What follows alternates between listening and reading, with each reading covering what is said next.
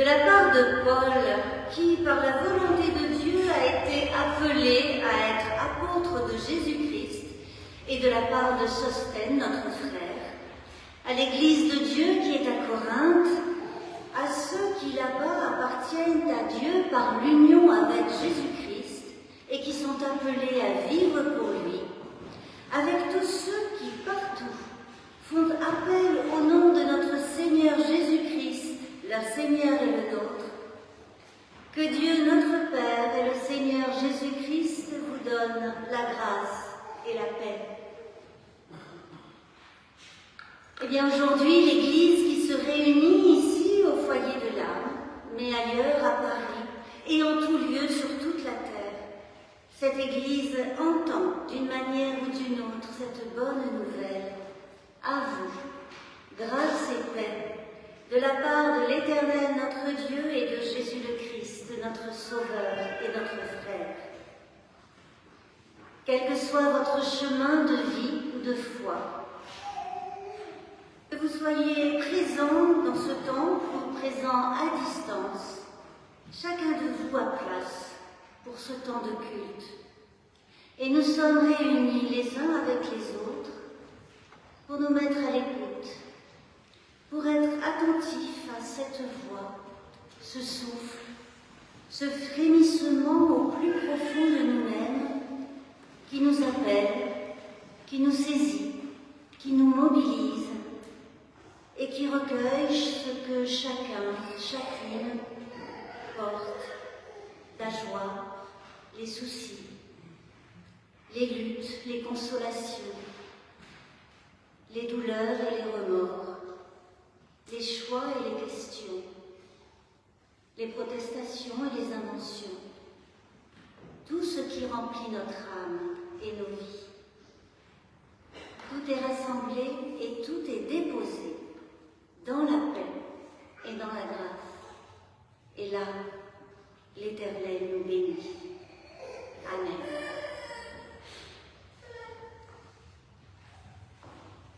Ce culte a aujourd'hui un ordre de déroulement un peu modifié en raison des deux baptêmes auxquels nous allons procéder tout à l'heure. Vous en avez le déroulement sur une feuille que vous avez reçue dans le cantique. Sur l'autre feuille, il y a deux cantiques qui ne sont pas dans le recueil de cantiques.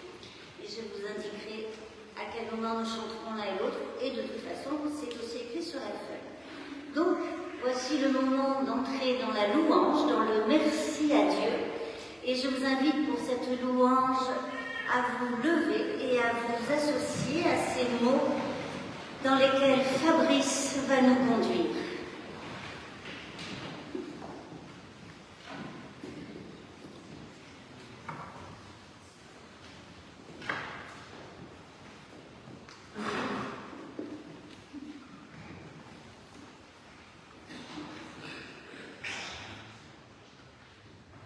Ô Éternel, le monde que tu crées est destiné à être un lieu bon, et les humains qui le peuplent, tu les appelles tes enfants. Tu nous donnes le Christ pour faire émerger ce qu'il y a de meilleur en nous. Tu nous donnes ton esprit capable de nous changer, car tu es prêt à faire de nos cœurs ta demeure. Aussi, malgré le mal, nous te louons pour la bonté qui nous relève. Malgré la haine, nous te louons pour l'amour qui nous vivifie. Malgré l'obscurité, nous te louons pour la lumière qui nous éclaire. Malgré le mensonge, nous te louons pour la vérité qui nous soutient. Nous te louons de tout notre cœur et de toute notre voix.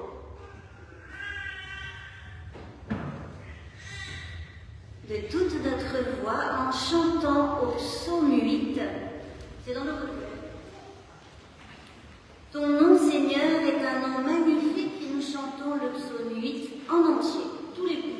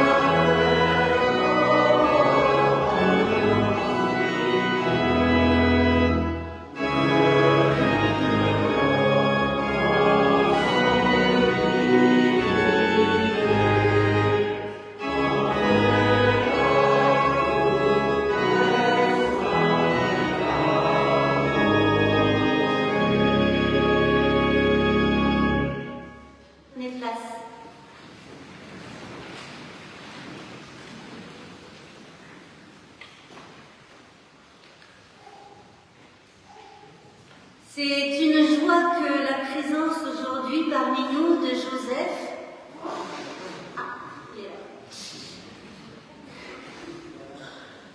et d'Aurélie.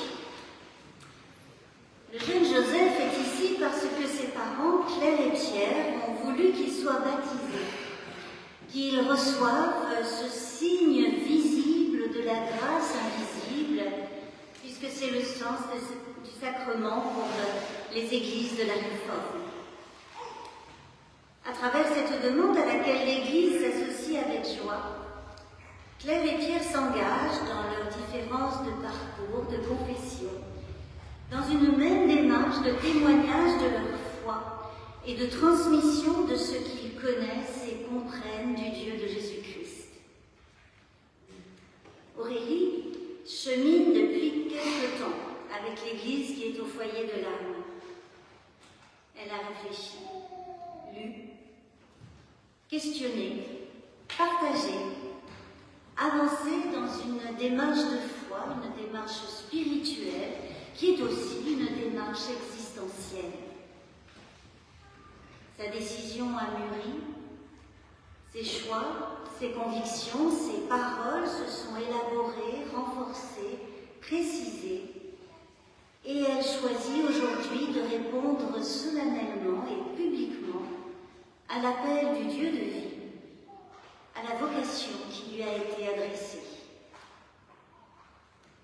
Nous écoutons ce texte des Écritures dans l'Évangile selon Matthieu, ce texte qui nous rappelle l'institution du baptême. Jésus, au moment de quitter ses disciples, s'approcha d'eux et dit « Tout pouvoir m'a été donné dans le ciel et sur la terre. Allez, faites de toutes les nations des disciples. Baptisez-les pour le nom du Père, du Fils et du Saint-Esprit, et apprenez-leur à garder tout ce que je vous ai enseigné. Voici, je suis avec vous jusqu'à la fin du monde. » Et comme Dieu l'a dit sur Jésus baptisé dans le fleuve Jourdain, « Tu es mon Fils bien-aimé, en toi j'ai mis toute mon affection. » Aujourd'hui, pour Joseph et pour Aurélie, retentit cette parole.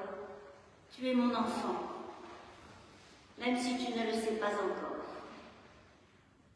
Je t'adopte, dit l'Éternel, je te connais par ton nom, je t'aime d'un amour éternel. » Aussi certainement que l'eau va couler sur la tête de Joseph et sur la tête d'Aurélie, aussi certainement cette parole est vraie. Dieu nous a aimés le premier. Alors en avançant dans ce culte et vers le moment du baptême, je vous invite à nous recueillir chacun et ensemble et à nous présenter devant Dieu tel que nous sommes. Nous prions.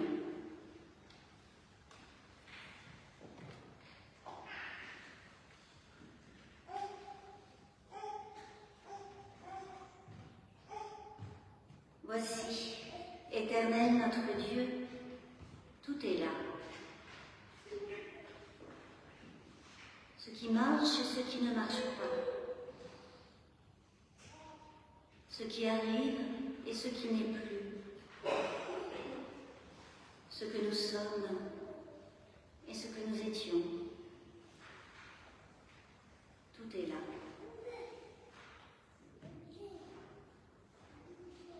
Ce que nous attendons et ce que tu promets. Ce qui nous illumine et ce qui nous enferme. Ce qui est visible et ce qui ne se voit pas. Tout est là. Quand nous sommes seuls et quand nous sommes entourés. Quand on nous voit et quand on nous regarde. Quand nous comprenons et quand ça nous dépasse. Tout est là. Quand nous avons peur et quand quand nous prions.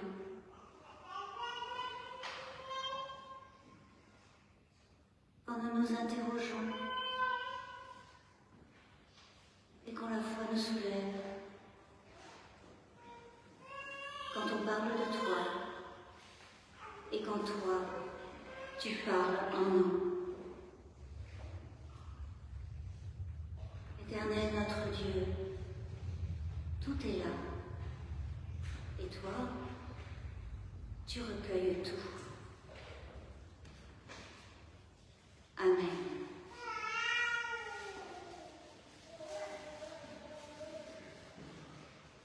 Je vous invite à vous lever pour chanter un des deux cantiques qui se trouve sur la feuille.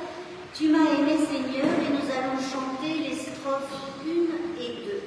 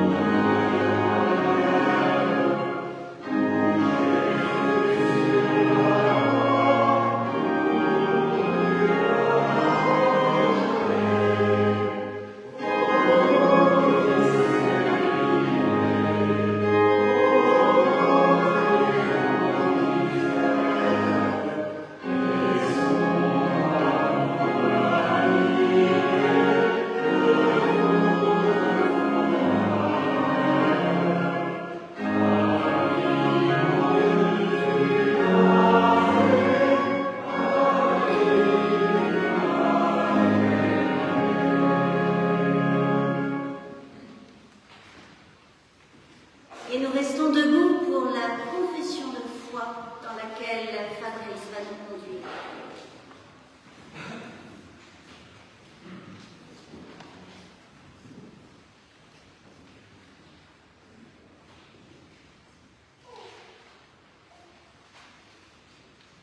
Nous croyons que Dieu est le Père de tous les humains, de tous les peuples, de toutes les races. Personne n'est exclu de son amour. Nous sommes tous créés à son image et à sa ressemblance. C'est ce qui fonde la dignité et l'égalité de tous les humains. Dieu le Père a donné la terre à tous et pour tous. C'est ce qui fonde la solidarité. Les biens de la création doivent affluer dans les mains de tous. C'est le plus sûr chemin de la paix, car la paix est le fruit de la justice. Nous croyons que Jésus est le frère de tous les humains, et spécialement des pauvres. C'est lui que nous voyons avoir faim, être nu, étranger, prisonnier ou malade. Nous croyons que celui qui juge, humilie ou calomnie, juge, humilie, calomnie Jésus-Christ, car tout être humain a le visage de Christ. Nous croyons que Jésus-Christ, par sa vie et ses paroles, nous dit qui est l'être humain.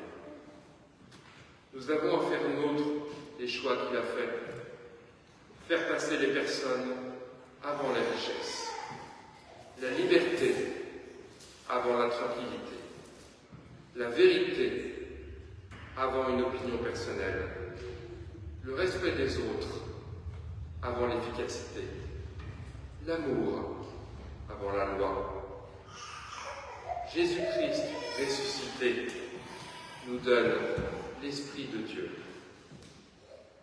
Nous croyons que l'Esprit est esprit de liberté, esprit de tolérance, esprit de justice, esprit de paix. Il accueille au lieu d'exclure. Il respecte au lieu de condamner. Il ouvre les portes et ne les ferme jamais. Nous croyons que son espérance est plus forte que tous les désespoirs. Amen.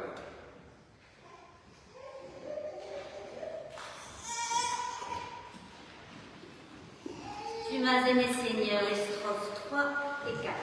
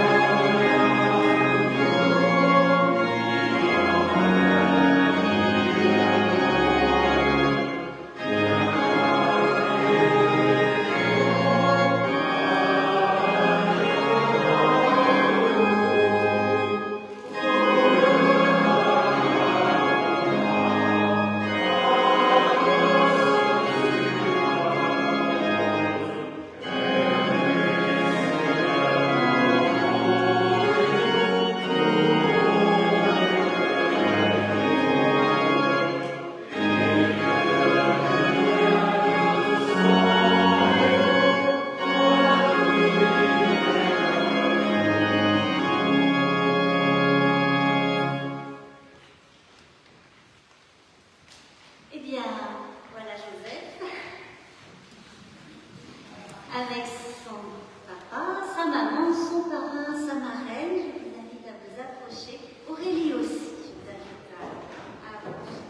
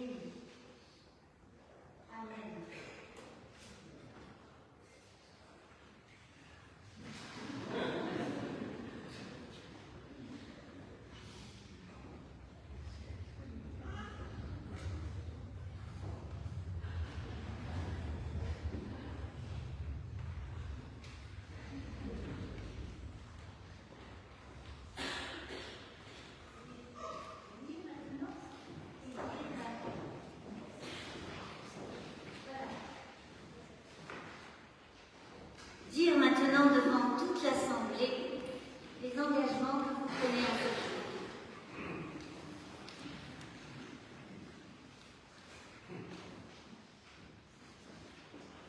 jour. Joseph, nous sommes heureux de te faire baptiser aujourd'hui.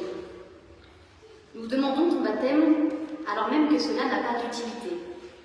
On pourrait presque dire que cela ne sert à rien. Tu ne vas pas devenir d'un coup une meilleure personne ou arriver soudainement à marcher, quoique on ne sait jamais, les miracles existent. Alors, pourquoi poser cet acte? Parce qu'avec ce baptême et ton entrée dans la famille chrétienne, nous voulons dire au monde, il est bon que Joseph soit. Dieu t'aime. Nous nous engageons aujourd'hui à t'élever dans la foi chrétienne, à te faire découvrir la vie de Jésus et l'amour de Dieu, pour devenir une bonne personne humaine, un homme de bien, une joie sur terre. Cette foi a été pour nous un pilier et nous a donné des repères dans nos vies. Puisse-t-elle aussi te porter. Elle fera partie de ton héritage sur lequel tu pourras exercer ton mission. Pour y parvenir, tu pourras bien sûr compter sur nous, tes parents, mais pas seulement. Tu pourras aussi compter sur Sarah et Tanguy, ta marraine et ton parrain, ainsi que sur nos familles, ta famille et sur toute la famille ici présente. Avec Dieu, avec tous tes frères humains, tu ne seras jamais seul. Tu es aimé pour toujours. Seigneur, par ce baptême, nous voulons aussi te demander une grâce, celle de vivre notre vie de famille avec toi et de nous épauler dans notre rôle de parents de Joseph.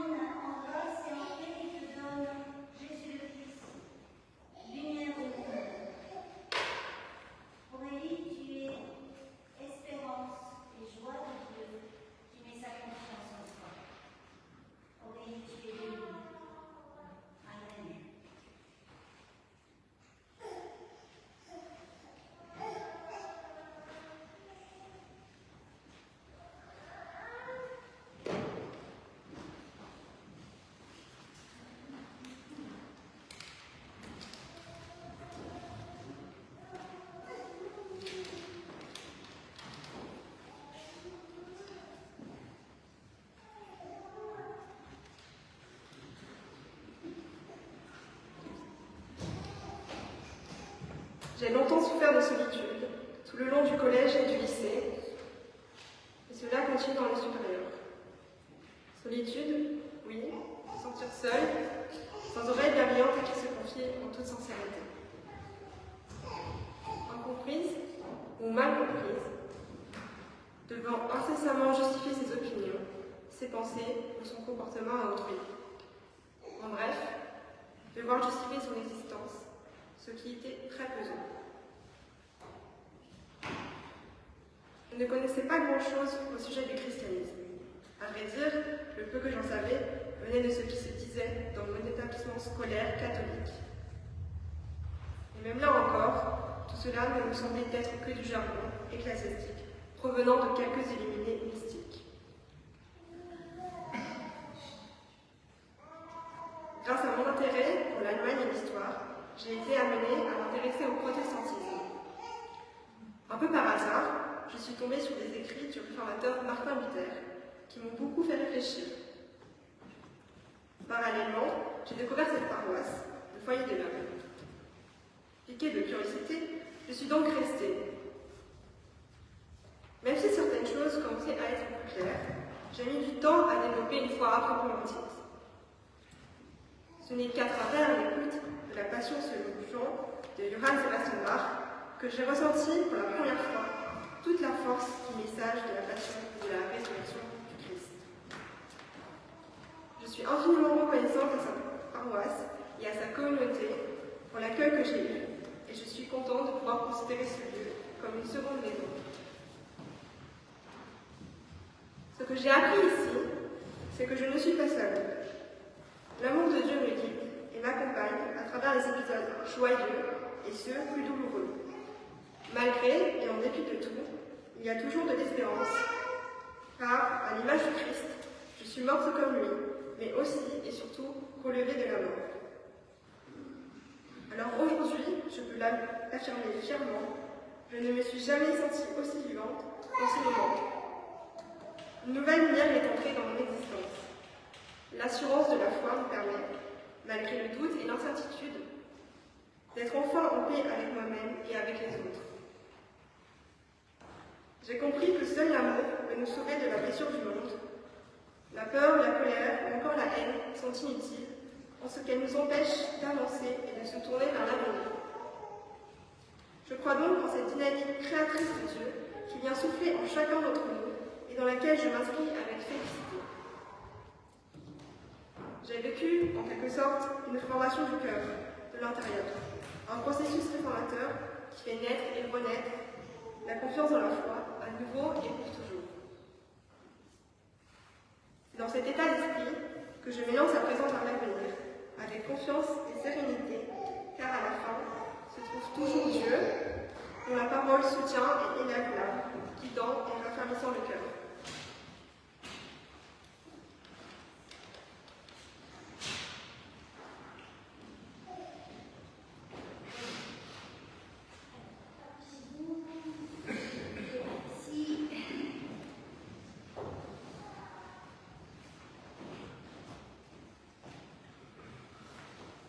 Claire et Pierre, pour témoigner à Joseph de votre foi, comme vous y êtes engagés, pour lui faire connaître Jésus-Christ, pour lui raconter son baptême et ce que Dieu fait pour lui faire rencontrer des frères et sœurs, vous êtes invités à rester reliés à l'Église, à continuer à cheminer dans votre foi. Et vous pouvez compter sur nous. Aurélie, toi qui as reçu aussi le baptême, signe de la grâce, avec nous tous ici et avec tous les chrétiens, tu es invité à prendre part à la vie matérielle, spirituelle, culturelle de l'Église. Tu es invité à nourrir ta foi par la lecture de la Bible, par la prière, par l'écoute de la parole. Et tu es invité à te mettre au service, à mettre au service de tes frères et sœurs les dons que tu as reçus. Et n'ayez crainte, l'Éternel sera votre Dieu.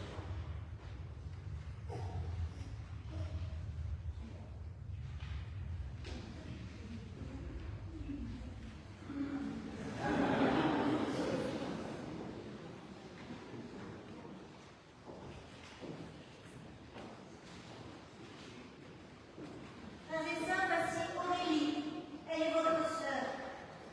Et voici Joseph, qui est votre frère. Vous avez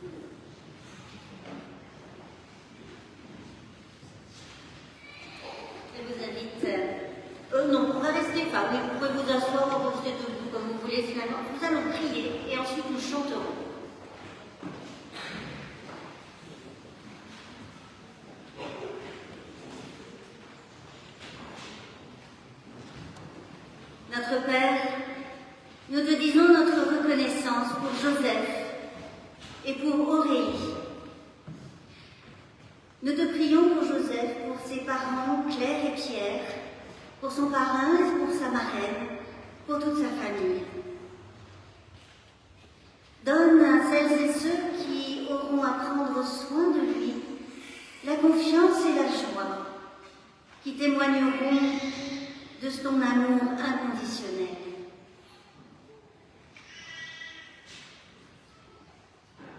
Nous te disons notre reconnaissance pour Aurélie.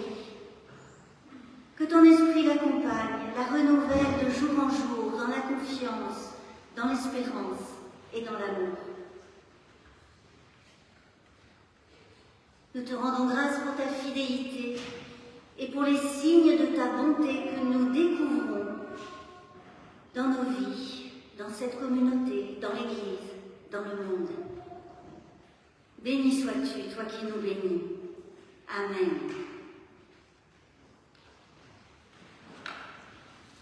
Et nous chantons l'autre cantique qui se trouve sur les feuilles. Seigneur, dirige et sanctifie.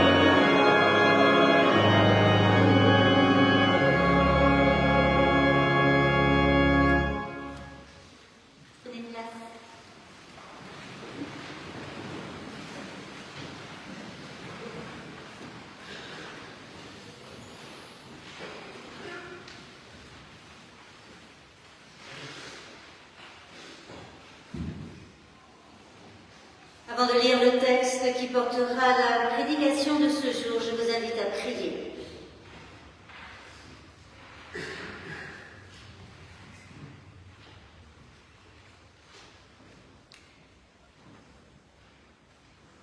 Éternel notre Dieu, aux articulations de notre être, aux jointures de notre monde, que passe ton souffle, esprit de vie, de justice et de paix.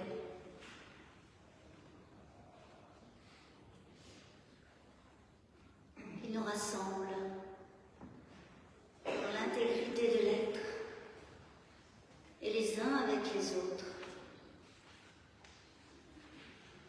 pour ton service et le service de nos frères et sœurs. Amen.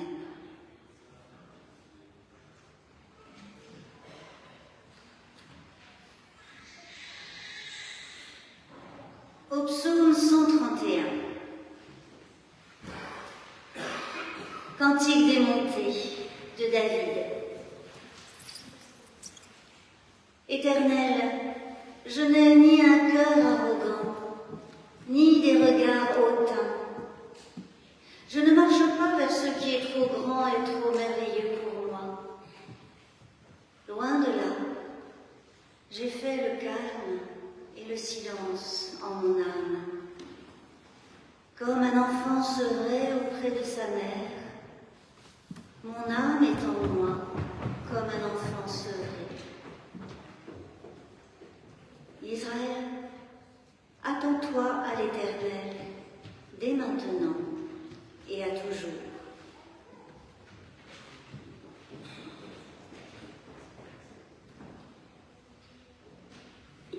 Avec ces 3 versets, le psaume 131 est l'un des plus courts du livre des psaumes.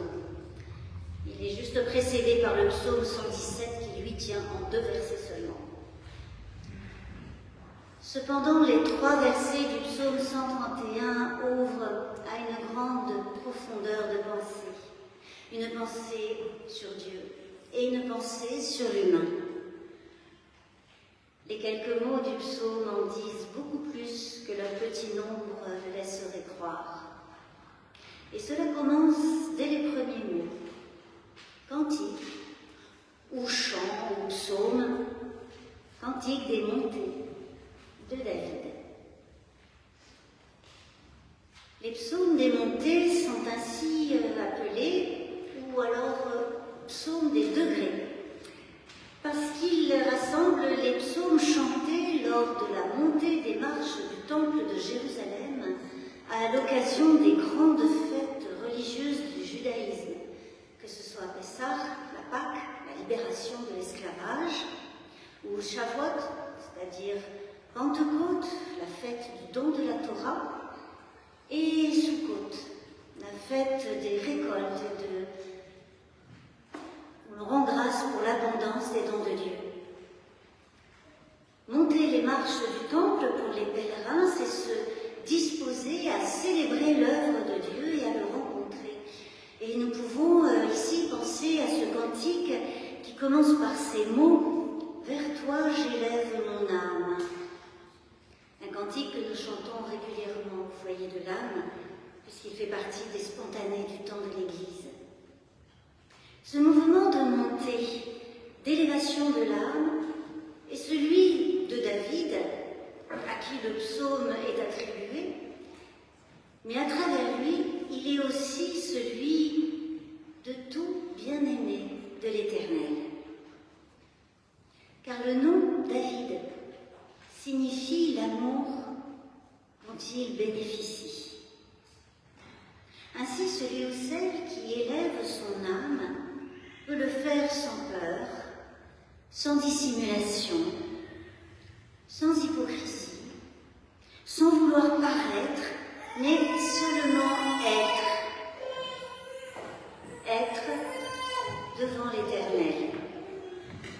Et l'Éternel, c'est celui qui libère, celui qui indique le chemin de la vie, celui dont les dons permettent de vivre véritablement, et celui qui se fait proche. Mais ce n'est pas pour autant que celui ou celle qui prie se prévaut d'un quelconque privilège ni d'une quelconque supériorité. L'amour, la proximité, les dons de Dieu sont pour lui ou pour elle révélateurs de son humanité, celle à laquelle il ou elle est appelé par l'Éternel, cette humanité à laquelle Joseph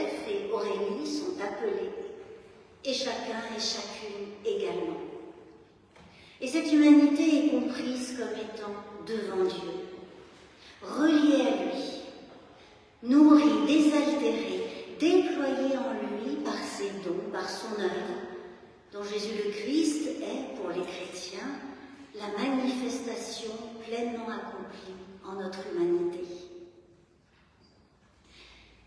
Se tenir devant Dieu, ainsi que le fait le psalmiste dans sa prière, c'est une prière, ça commence par éternel, une invocation, cela fait comprendre que cette situation, cette position devant Dieu, c'est la juste place de l'humain. C'est sa place voulue par l'Éternel pour une relation de proximité qui manifeste aussi la dignité inaltérable de l'être humain, puisque sa dignité n'est référée ni à ce qu'il ou elle est ou fait, mais à l'appel qui lui est adressé, à la confiance qui lui est faite par Dieu. L'homme, l'humain, est l'espérance de Dieu. La conviction du pasteur Wagner rend compte de l'initiative divine, espérance, confiance, amour qui précèdent ceux dont nous pouvons lui témoigner en réponse. Et dans cette réponse se manifeste notre qualité d'être. Se tenir devant Dieu se traduit par une qualité d'être particulière, à la fois pouvoir être et manière d'être humain vivant sur cette terre parmi d'autres vivants. Aucune supériorité donc de la part du psalmiste, au contraire, je n'ai ni un cœur arrogant, ni des regards hautains, je ne marche pas vers ce qui est trop grand et trop merveilleux pour moi. 3 dimensions, le cœur, le regard et la marche. 3 dimensions communes à tous les humains. Mais bien sûr, il ne s'agit pas de l'organe qui bat dans notre poitrine, ni de nos 2 yeux qui nous servent à voir, ni de la marche que Joseph tente d'expérimenter sur ses 2 pieds. Le cœur, pour le psalmiste, dans la compréhension de la Bible hébraïque, c'est le siège de la volonté. Et les humains veulent de grandes choses et ils sont capables de grandes choses. Ils appliquent leur intelligence à ce que leur volonté formule pour réaliser leurs projets, leurs ambitions. Et nous voyons tous les jours à quel point cette volonté peut conduire au meilleur comme au pire. Car qu'est-ce qui anime et oriente la volonté? Le psalmiste prend la question dans l'autre sens. Il pointe ce qui met la volonté au service d'une autre volonté que celle de l'Éternel. Et c'est un cœur arrogant. Une volonté arrogante. Lorsque la volonté est rapportée à la grandeur personnelle, saturée par elle, lorsque la volonté est portée par une supériorité d'orgueil ou par la peur qui conduit au vouloir paraître, la volonté devient destructrice de l'humanité. Lorsque le psalmiste chante qu'il n'a pas un cœur arrogant, ce n'est pas pour s'humilier comme ce psaume a malheureusement été souvent compris. C'est parce qu'il a conscience de ce qui empêche l'humanité devant Dieu. Sa volonté à lui n'est pas animée de supériorité, mais en se tenant auprès de la source de la vie. Il tisse sa volonté dans une autre. Il l'imprègne de ce courant venu d'ailleurs, venu d'un autre, ce courant pour la vie des vivants. De même, le psalmiste n'a pas de regard hautain. C'est-à-dire que ce qu'il comprend, ce qu'il discerne, le regard, c'est aussi surtout la compréhension et le discernement, ce qu'il comprend et discerne de lui-même et de celles et ceux qui l'entourent, ne l'installe pas dans une position surplombante, en hauteur, une position qui le séparerait du reste de l'humanité pour son profit et son pouvoir, ou pour y cultiver un entre-soi jaloux avec celles et ceux auxquels il reconnaîtrait une valeur identique à la sienne. Son discernement n'est pas orienté par son intérêt, ni par sa préservation. Ses yeux sont grands ouverts et son discernement est activé depuis sa place devant Dieu qui n'est pas plus haute que celle de n'importe qui d'autre. Mais ainsi, de cette place, son discernement est décentré de lui-même. Il est éclairé, informé de ce que l'Éternel n'est pas que son Dieu à lui, mais le Dieu de toutes et tous. Enfin, le psalmiste ne marche pas vers ce qui est trop grand et trop merveilleux pour lui. Son horizon, la marche et le bout de la marche, son horizon n'est pas l'aboutissement de ses ambitions de grandeur, et il n'y fonce pas sans égard pour autrui, en écrasant celles et ceux qui seraient sur son passage. Sa marche, son existence, est une dynamique d'évolution personnelle devant Dieu, et ce qui le propulse tient à la reconnaissance, à la confiance et à l'espérance. Ainsi, non seulement ces trois dimensions de l'humain que sont la volonté, le discernement et la dynamique sont rapportées par le psalmiste à son être devant Dieu, mais elles façonnent également ses autres relations, toutes ses relations aux autres, sa manière d'être avec autrui. Et un texte biblique qui parle particulièrement bien de cela, de ce qui oriente le cœur, la volonté et la dynamique. C'est un récit de la Bible bien connu, c'est le mythe de Babel. Ces humains qui veulent se faire haut, qui veulent construire une tour assez haute pour toucher le ciel, c'est-à-dire pour s'élever jusqu'à Dieu, jusqu'à la place de Dieu. Une tour assez haute pour se faire un nom grandiose, afin de dominer l'histoire, la terre, le futur, de ne pas être dispersés, mais de faire bloc. Et ces humains finissent par ressembler aux briques qu'ils fabriquent pour construire leur haute tour. Et le signe en est le langage qu'ils emploient. Un langage réduit à quelques mots qu'ils répètent tous inlassablement. Le résultat de leur volonté est une uniformité, oui, façonnée en forme de petites briques. Il n'y a pas de place pour la différence, pour l'altérité, et ce refus même est destructeur aussi bien de l'humanité individuelle que de l'humanité dans son ensemble. Le cœur, le regard, la marche, c'est un être au monde qui se dit là. Dans la prière ou le souvenir de ce qu'on est, de celui à qui on s'adresse, la conscience que l'on en a sont ravivées. Un être au monde se dit dans la volonté, le discernement, la dynamique, un être au monde de bien-aimé de Dieu. Un être au monde qui se lève, qui est levé, élevé, relevé, dans et par un amour premier. Celui ou celle qui prie ce psaume croit que l'Éternel est engagé en sa faveur et l'aide dans son existence. Et ça, c'est une bonne nouvelle.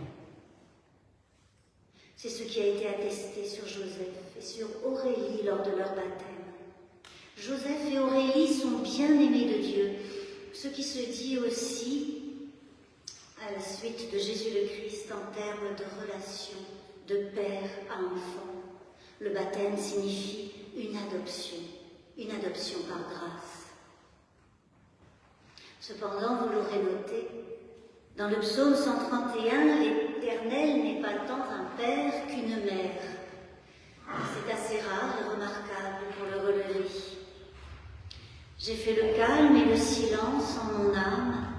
comme un enfant sevré auprès de sa mère. Mon âme est en moi comme un enfant sevré. Un enfant sevré, c'est un enfant qui a été nourri par sa mère. Il a reçu de quoi grandir, de quoi devenir capable, petit à petit, pas d'un coup, mais de quoi devenir capable et responsable pour sa vie propre. Dans la distance que le sevrage crée vis-à-vis de sa mère, une distance qui n'est ni un abandon ni une indifférence, il est autorisé à devenir lui-même. Et en même temps, une véritable relation peut s'établir entre sa mère et lui. Et l'Éternel n'est ni une mère fusionnelle, ni un père possessif. D'avoir été bien nourri, l'enfant sevré éprouve de la reconnaissance, de la gratitude, de la confiance, autant de ressources positives pour sa vie. Nous vivons d'avoir reçu et de recevoir de l'amour, de la confiance, de la reconnaissance, et notre existence en est alors charpentée et orientée, et elle peut en diffuser. Calme et silence, chante le psalmiste, comme une sérénité, où s'efface le souci de soi avec son agitation et son brouhaha intérieur. C'est la paix de l'âme, associée à la joie et à la vie, au présent et en promesse, qui advient. Parce que telle est la justice de Dieu, de libérer, d'autoriser, de vivifier et d'élever. Et Jésus de Nazareth l'a manifesté en rendant capables les hommes et les femmes, capables de vouloir, capables de discerner, capables d'avancer dans leur existence, et cela sans se les attacher en emprise ou en dette, mais seulement par la reconnaissance, la gratuité, la confiance, l'amour offert. Cet amour dont l'apôtre Paul écrit que rien de ce qui nous arrive ne peut nous séparer. C'est la justice de Dieu que cette libération, cette autorisation, cette élévation de l'humain soit inconditionnelle, destinée à toutes et tous sans mérite, ni rite. Le baptême est signe d'un amour qui n'a pas besoin de baptême, ainsi que Pierre et Claire l'ont dit. Sans mérite et sans sacrifice, et surtout pas celui de Jésus-Christ qui devrait racheter nos péchés. Comme un enfant sevré auprès de sa mère, mon âme est en moi, comme un enfant sevré. Et nous pouvons aussi nous souvenir d'une prière de louange du pasteur Wagner, le fondateur du foyer de l'âme.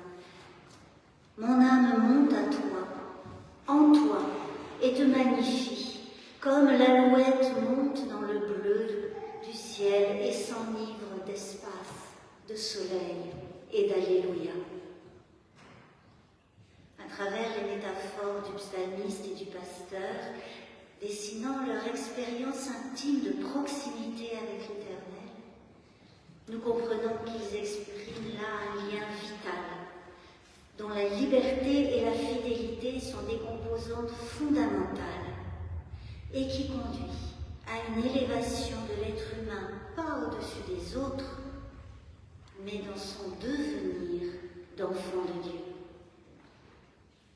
Et si cette élévation de l'humain est adossée dans le psaume à l'expérience de l'Éternel à qui la prière est adressée, elle l'est en même temps à l'impossibilité de se l'approprier, cette expérience et cet Éternel.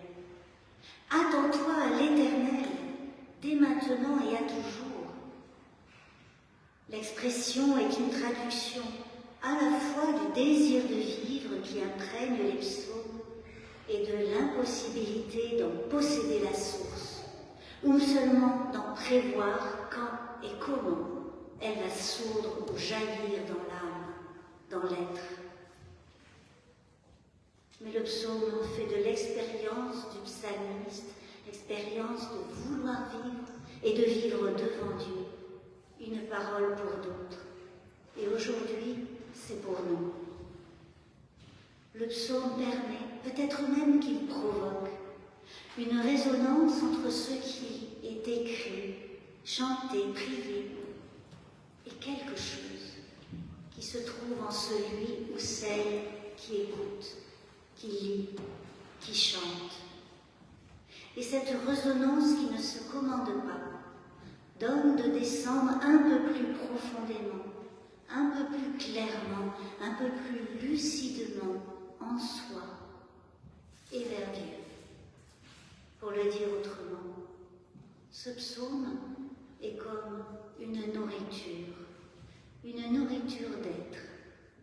3 versets comme une bouchée, une bonne bouchée d'encouragement, de reconnaissance et d'émerveillement.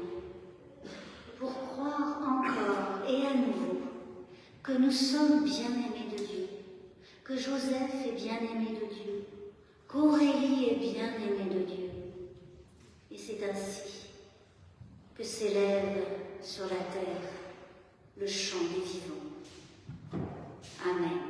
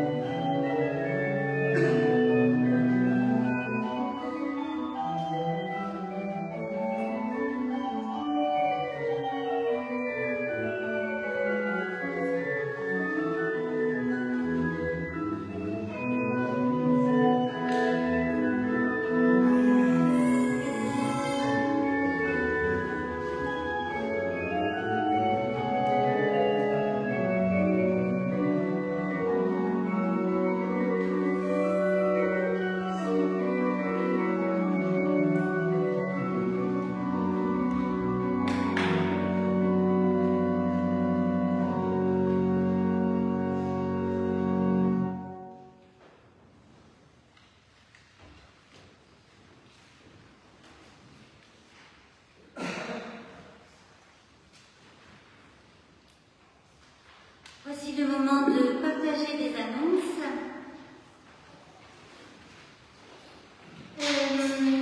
D'abord, comme c'est dimanche, c'est le jour de la collecte au profit de l'épicerie solidaire de la Croix-Rouge dans le 11e arrondissement. Une nouvelle liste a été communiquée, qui a été affichée en 2 exemplaires dans l'entrée du temple, la liste des produits dont l'épicerie a particulièrement besoin. Et puis nous avons aussi reçu le bilan de l'année 2024 de la part de Pascal Vincendon, la responsable de l'épicerie solidaire, qui nous informe donc qu'en 2024, il y a eu 1510 passages de famille à l'épicerie, que 4620 personnes ont été alimentées. L'épicerie a été ouverte 85 jours, elle est ouverte le mardi soir et le samedi matin. Et puis le foyer de l'âme a fourni 1022,13 kilos de produits. C'est très précis parce qu'ils sont toujours pesés. Plus d'une tonne, et merci, c'est un peu plus que l'an dernier. Donc merci beaucoup de cet effort pour l'épicerie qui en a vraiment besoin. Dans les activités de la semaine, d'abord le bureau du conseil presbytéral se réunira mardi 1er à 17h30. Ensuite, mercredi 2, c'est le ciné-club. Et notre ami Didier n'est pas là, mais donc je vous informe, je vous rappelle que le ciné-club mercredi soir sera projeté le Cercle des poètes disparus dans le cadre d'une série de films en lien avec les 3 nouveaux ouvrages des éditions du Foyer de l'Âme. Donc nous commençons avec le Cercle des poètes disparus dans lequel il y a une classe pour Walt Whitman. Et donc si vous souhaitez vous participer, c'est donc mercredi 19h45, il y a un encas à partir de 19h pour ceux qui le souhaitent, c'est dans la salle du 2e étage. Ensuite, dans la suite de la semaine, jeudi à 12h30, la pause spirituelle dans le temple, comme toutes les semaines. 1 heure de silence, de partage, de prière. Le week-end prochain, samedi matin à 10h30, Évangile et Liberté. Le groupe Évangile et Liberté se réunira au 2e étage, de 10h30 à midi. Et de 14h30 à 16h, ce sera le groupe Ciel et Terre, toujours dans la salle du 2e. Et samedi soir, c'est la choucroute au temple. Et si vous n'êtes pas encore inscrit, faites-le vite, parce que là maintenant c'est la fin pour que Quentin Blumenroder, le facteur de notre ordre et le cuisinier de la choucroute, puissent prévoir les quantités. Et il faut, pour vous inscrire, c'est indiqué sur la fiche dans l'entrée du temple. Dimanche prochain, le 6 avril, le culte sera présidé par Valérie Laubry. Je serai absente le week-end prochain, à partir de vendredi. Il y aura également dimanche prochain l'école biblique et, comme tous les premiers dimanches du mois, à 17h30, la cantate au temple. J'ai oublié quelle cantate, Fred? Ce sera du chute et du buste. Une cantate de chute et une de buste. D'accord. Et bien voilà, à 17h30, dimanche prochain au temple.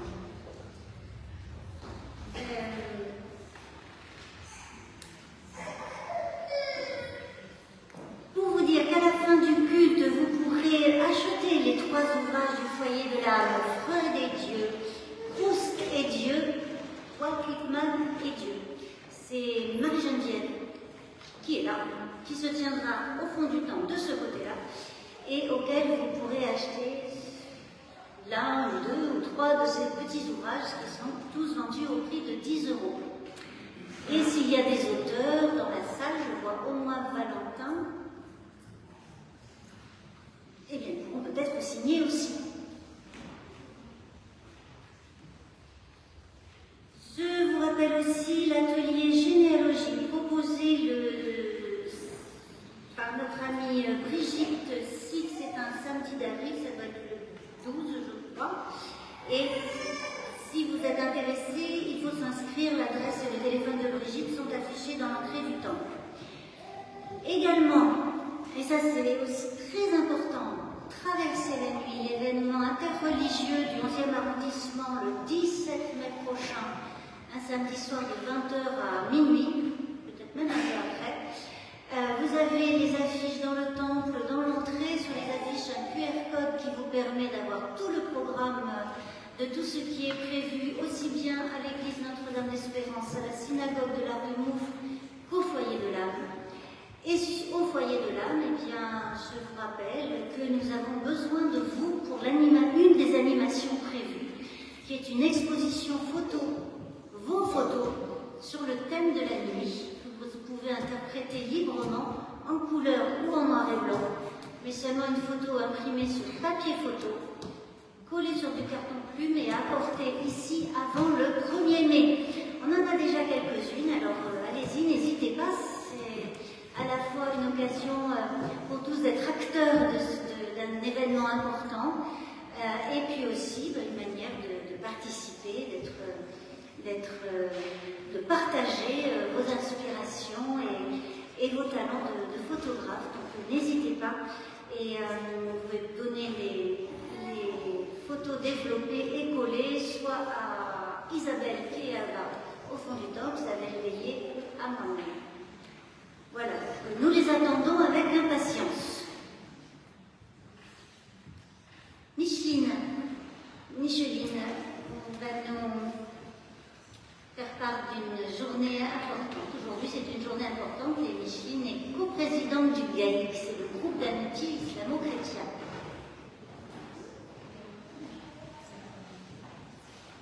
C'est aujourd'hui, pour ceux qui ne savent pas, la fin du Ramadan, et l'Aïd el-Fitr, qui veut dire la rupture, la rupture.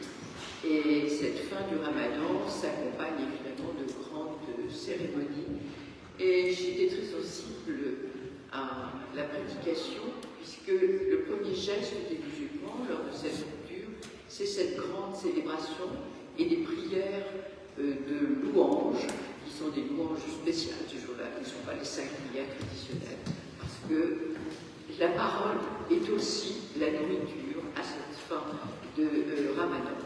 Ça s'accompagne aussi évidemment de manifestations un peu plus concrètes et terrestres, mais qui sont toujours dans le partage, puisque c'est le moment où on se visite, on se rencontre, on fête en famille par des repas autour desquels on est réunis. Cette fin de Ramadan qui a permis ce cheminement, et Allah est remercié parce que justement il a permis ce cheminement dans la parole pendant ce mois.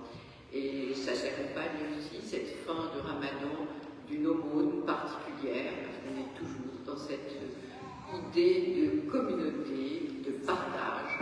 Et c'est un peu aussi ce qui est intéressant, comme un début d'année. On s'échange des vœux, on achète des vêtements neufs, on fait des cadeaux à tout le monde, comme nous le faisons en fin d'année, parce qu'il y a un renouveau qui est marqué à cette fin de Ramadan et qui a été apporté par cette période de jeûne, de prière et de méditation. Voilà, alors on partage avec nos amis musulmans cette joie de la fête du Ramadan.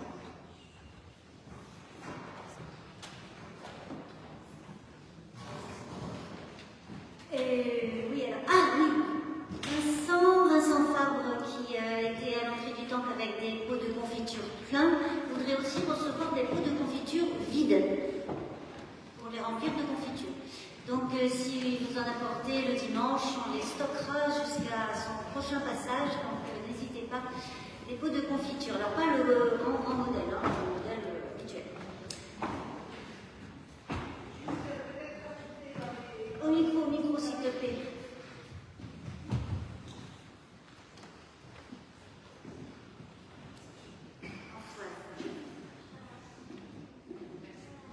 Juste rajouter une annonce, vendredi soir à 19h30, la réunion de Théo et Psy, où nous poursuivrons la lecture sur la violence divine dans la Bible, et plus particulièrement cette fois-ci dans le Nouveau Testament, dans certains textes de Paul. Voilà.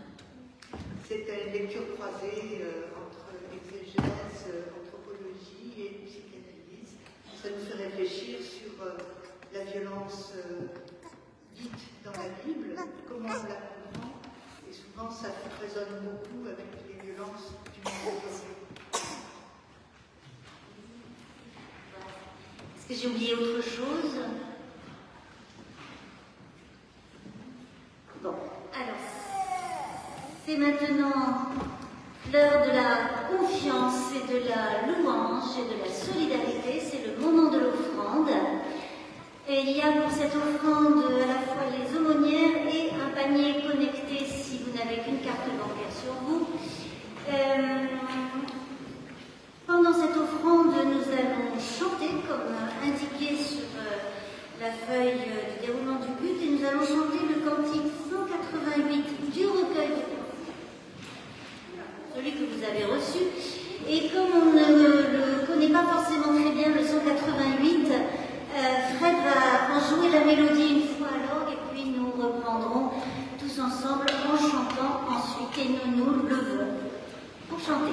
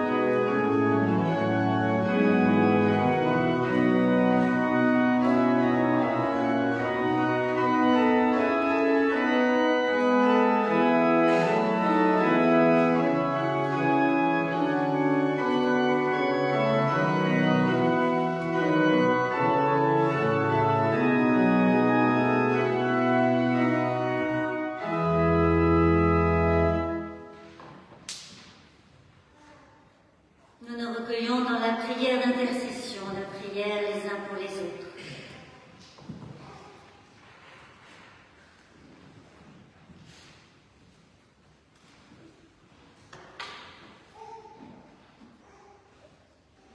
Tu es notre Dieu, la puissance de l'amour qui nous rejoint, nous élève, nous mobilise. De toi nous viennent force et courage pour vivre. C'est pourquoi nous te prions. Aide-nous à ne pas nous refermer sur nous-mêmes, mais à rester ouverts à ton appel. Au souci de ceux qui traversent des épreuves et des difficultés.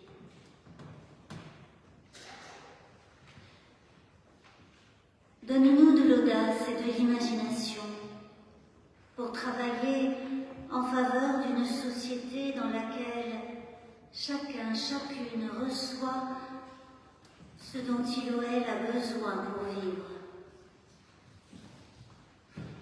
Aide-nous à mettre en place des structures facilitant la proximité et la collaboration.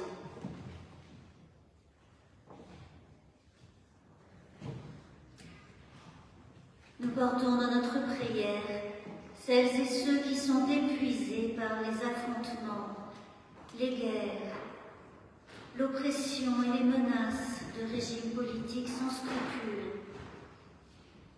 et cela dans tant de pays du monde. Nous ne voulons pas fermer nos oreilles à leurs cris, à leurs protestations.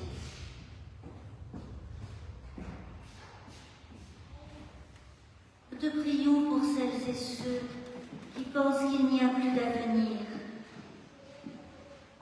Suscite pour eux des porteurs d'espérance, généreux, créatifs, persévérants, qui travaillent à de petites ou grandes œuvres de justice et de fraternité. Et nous-mêmes, nous voulons prendre notre part dans la résolution des problèmes, dans la traversée des crises. Aide-nous à devenir et à rester solidaires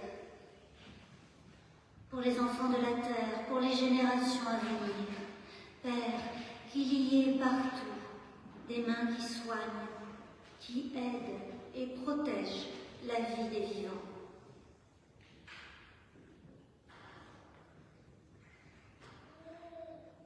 Et nous glissons notre prière dans celle que Jésus le Christ a donnée à ses disciples, en disant à voix haute ou dans le secret de notre cœur: Notre Père qui es aux cieux, que ton nom soit sanctifié, que ton règne vienne, que ta volonté soit faite sur la terre comme au ciel. Donne-nous aujourd'hui notre pain de ce jour. Pardonne-nous nos offenses, comme nous pardonnons aussi à ceux qui nous ont offensés. Ne nous laisse pas entrer en tentation, mais délivre-nous du mal. Car c'est à toi qu'appartiennent le règne, la puissance et la gloire, au siècle des siècles. Amen.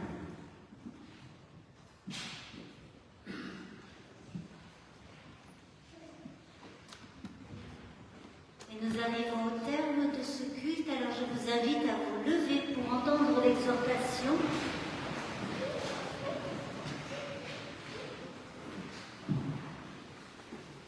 Notre cheminement est toujours porté par une promesse.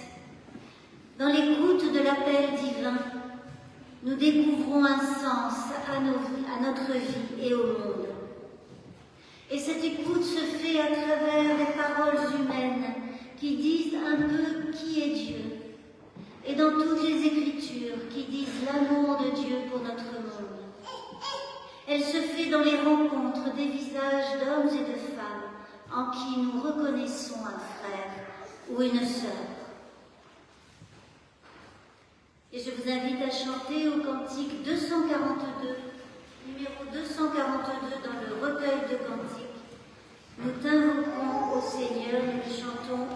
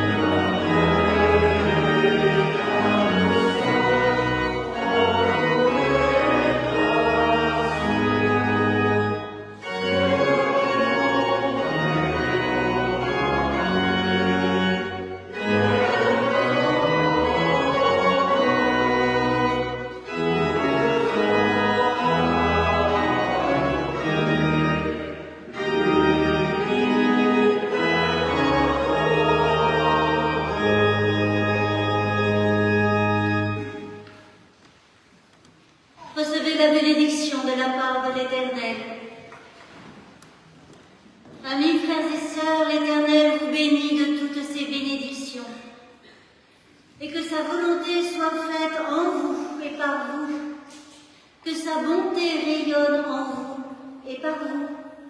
Que son évangile se répande en vous et par vous, et que son règne vienne. Amen.